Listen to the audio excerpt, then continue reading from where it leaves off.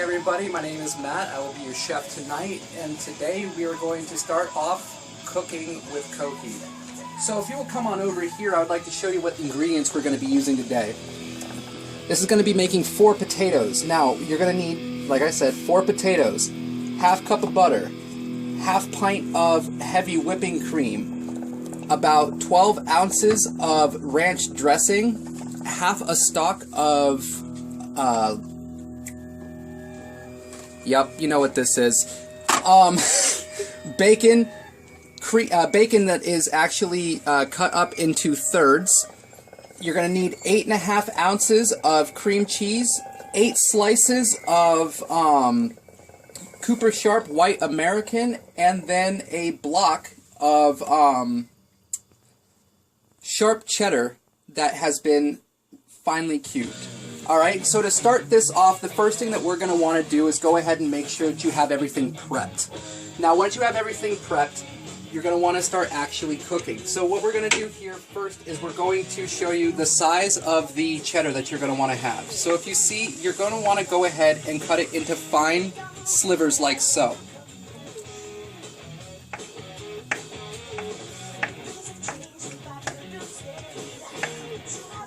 Now the best way to go ahead after that to do it is take like 3, 4, maybe even 5 of them and stack them and go ahead and slice again down the line. So you have yourself nice little cubes. The reason why you want them small is because you're actually going to be packing them into the potato. So we're going to go ahead and finish slicing these up.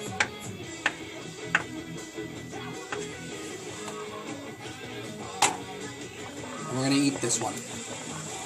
Okay, now, before we get anything else started, you're going to want to take one decently sized chicken breast. Now this is going to be able to make 4 of these. You want to start off by cutting it in half, longwise, where you can split it to where you're actually going to end up with 2 decent breasts. From there, you're going to want to make small cubes out of the entire chicken breast. So we're going to come back to that in a minute. Okay, so as you can see as we're cutting this, you want to first slice it up into smaller pieces, and then you actually just want to go ahead and make small cubes. Nothing more than about the size of your thumbnail. The reason why is because, once again, you're going to be packing it inside of a potato, and you really don't want to have it be too big, or you're not going to be able to get your ingredients in properly.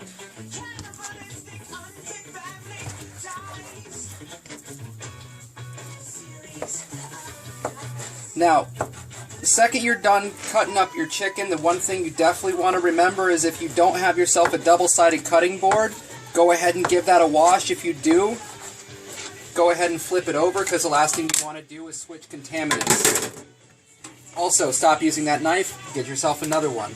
Wash your hands. You don't want to get yourself sick.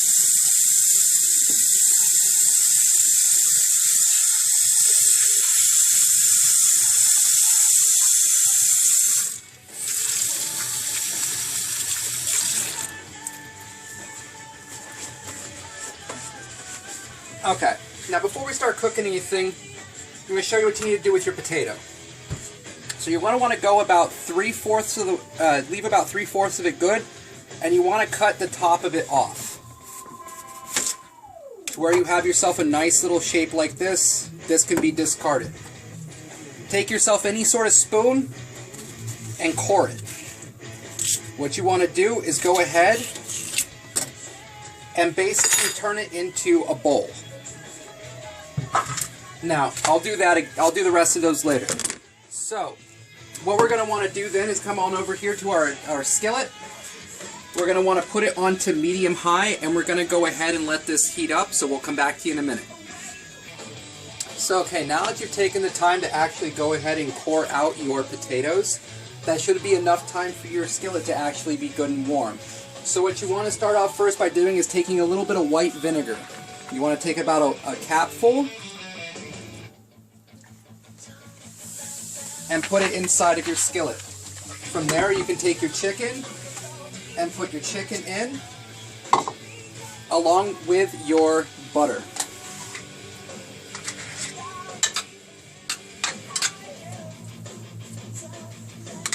You want to wait for the butter to actually come and melt. So once your butter is actually going to be melted is when you're going to want to start putting your seasonings in. Now, we're actually going to turn this up to be right in the middle between medium-high and high. Alright, so the seasonings that you're going to need for this are going to be garlic powder, pepper, oregano, basil leaves, chili powder, and salt. Go ahead and give us a little bit of a stir.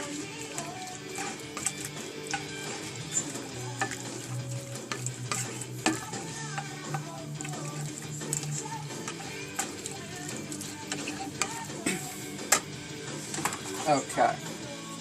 So, there's really no exact measurements that you're going to need here, just don't overdo it.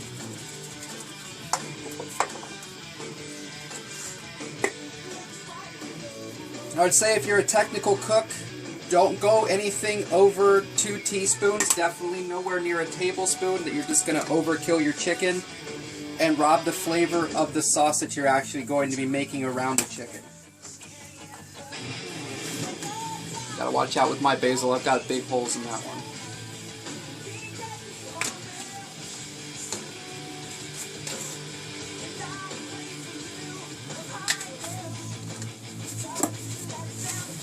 Salt, as you can see.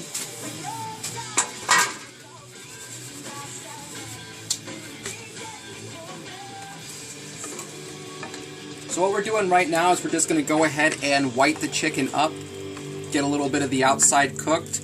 You don't want to cook it completely in here because that's what the baking is going to be for when we go ahead and throw that in the oven. Now, speaking of your oven, now is a good time to actually go ahead and preset it. So you're going to want to set it at 375.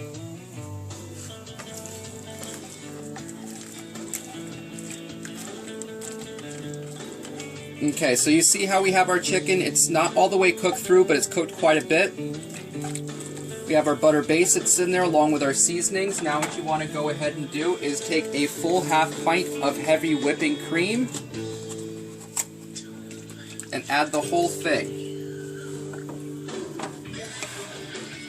Now we're going to wait for this to actually go ahead and get warm enough to start to boil, so when that happens, we'll be back. Okay, so as you can see now, our cream is actually starting to boil a little bit, which means it's going to start thickening up and making the sauce. Now this is where the cream cheese comes in. Go ahead and take your cream cheese in your blocks and go ahead and drop them in. You can use your spatula here to start cubing it up inside. I don't like to pre-cube for the sole fact of I don't think it melts the same way. Now, I mean, obviously science says it's going to melt the same way, but I don't like it. If you do it that way, it melts a little too fast and it actually doesn't properly come into the sauce. So when this is done and starting to break down a little bit more, we'll check back in on it. Now what we're going to go ahead and do is pop on over to our other ingredients. So as you can see, we have the broccoli here. Just want to go ahead and you're going to want to just finely slice it. Now the reason why you want to cut it small, once again, you're packing a potato. Don't use too much of the stock. I would say use about half of it. Go ahead and get rid of the rest.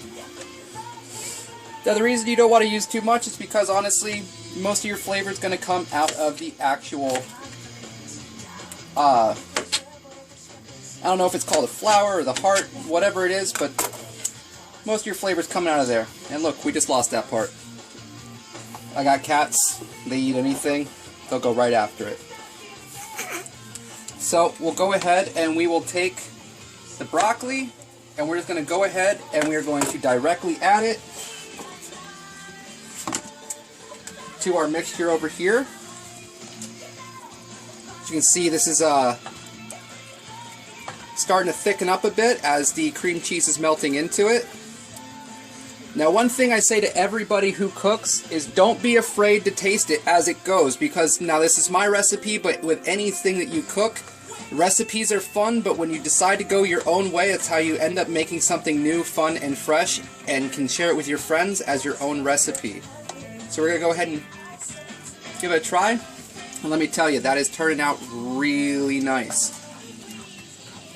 So, as this is cooking over here and it's starting to thicken up, we can go ahead and we're going to increase our heat just a little bit more so we can actually start getting a little bit of a boil going on in our sauce here. The reason why is because with cream cheese, when you're wanting to make it as a sauce and using it as a base, you want to actually heat it up to where it creams and liquefies, and then you go ahead and you reduce your heat, and that's when it thickens.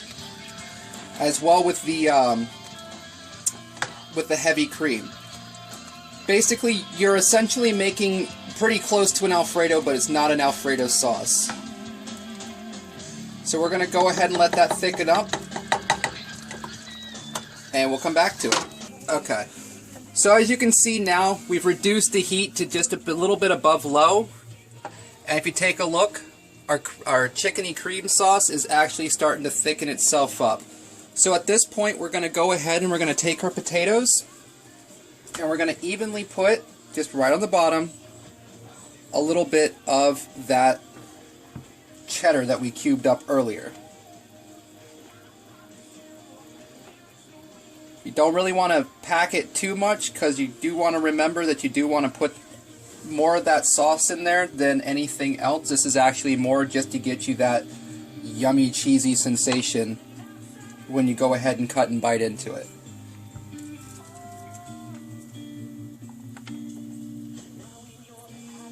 So, now that it's starting to thicken up is when you want to take your ranch and add your ranch dressing into it.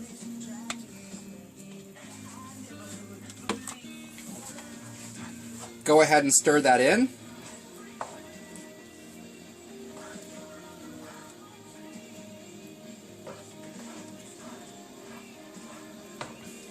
And now we have ourselves a nice, awesomely thick sauce with an amazing zesty flavor. So, we're going to go ahead and we're going to let this simmer for about 5 minutes. Just let the flavors meld back into each other. And then we'll come back and we will show you how to go ahead and pack the potatoes and what you're doing with that bacon. Okay, so now we get to hit the fun part, which is packing our potatoes. So we're going to go ahead and take this one. We're going to take our yummy, chickeny, cheesy sauce, and we're going to go ahead and we're going to fill it. Now, you don't want to fill it all the way to the brim. You want to leave yourself a little bit of room. And the reason why is we're going to come on over here and we're going to take the bacon. Now, you don't want to go ahead and just put it directly over. You actually want to go ahead and using a spoon, you're going to want to take the bacon and actually push it into the sides. Now the reason why is because you don't want the bacon grease to drip on out. You actually want the bacon grease to drip in and become part of the sauce. So we're going to go ahead and do that with all 4 of our potatoes. And we will come back to you when everything is already done. Here we have our potatoes that are not going to fit inside of this pan by themselves. So I'm going to go ahead and find myself another pan, but what you're going to go ahead and do is you're going to take these, put them in your oven for about 35 minutes, and I will see you in 35 minutes. Alright, so let's go ahead and take a look and see what this looks like. Look at that. Doesn't that look tasty? So, once we have that out, we're going to go ahead and we're going to switch our oven over to broil. And you want to take 2 pieces of that Cooper Sharp and go ahead and put it over the top of each one of these potatoes. Now, I don't know, every individual slicer at every deli is a little different. I know at mine, this is about a 2.5. It's basically a little bit thicker than a piece of paper. What we're going to do is go ahead and cover each one of these potatoes with this Cooper's Sharp. And then we're going to throw it back in just long enough for the cheese to melt and kind of start to bubble. And that's ready to eat.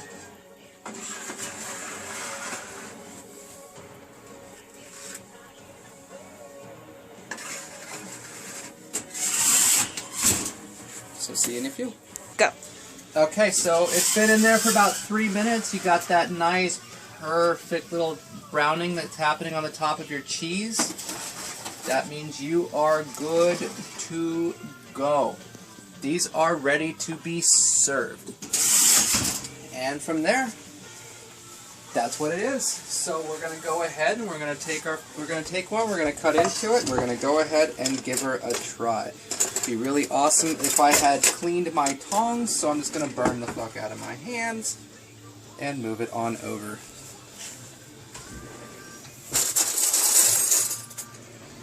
Anybody want to play guinea pig for first try?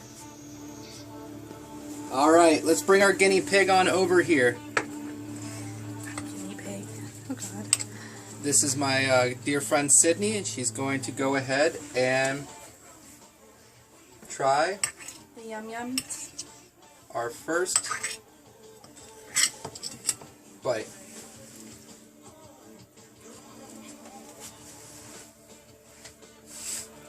I like it a lot. And there you Eat have it it. all the time.